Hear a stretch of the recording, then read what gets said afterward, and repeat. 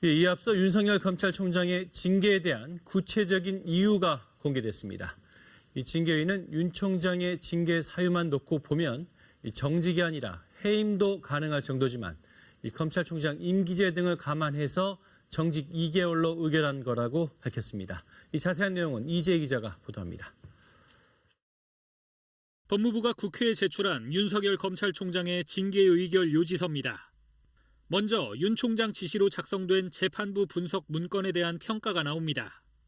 징계위는 재판부를 공격하거나 조롱하려 문건이 만들어졌고 문건 작성은 개인정보보호법 위반이라고 판단했습니다. 윤 총장 측이 공판 참고용으로 정리했다는 주요 판결에 대해선 재판부에 대한 부정적 이미지를 만들기 위한 정보라고 봤습니다. 2013년 윤 총장이 폭로한 국정원 댓글 사건 수사 외압 의혹도 언급됐습니다. 당시 외압을 가한 윤 총장 상사들과 최측근인 한동훈 검사장이 연루된 채널A 사건 수사 감찰을 방해한 윤 총장의 태도가 비슷하다는 겁니다.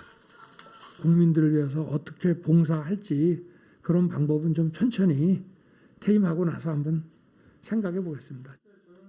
정계 진출 의사를 묻는 국감 질의에 적절치 않다면서도 부정하진 않았던 윤 총장.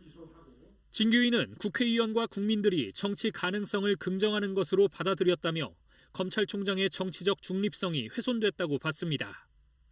이 같은 사유로 인해 윤 총장의 비위 사실은 해임까지 가능하지만 검찰총장 임기제와 앞서 윤 총장의 직무 복귀를 결정한 법원의 판단 등을 존중해 정직 2개월을 의결했다고 징계위는 밝혔습니다. 하지만 윤 총장 측은 증거도 없이 추측으로 징계를 인정한 것이라며 반발했습니다. 또 징계위의 증인으로 출석했던 박영진 울산지검 형사부장은 윤 총장의 채널A 사건 수사 방해 혐의가 성립하지 않는다고 징계위에서 증언했지만 받아들여지지 않았다는 비판글을 올렸습니다. KBS 뉴스 이재입니다.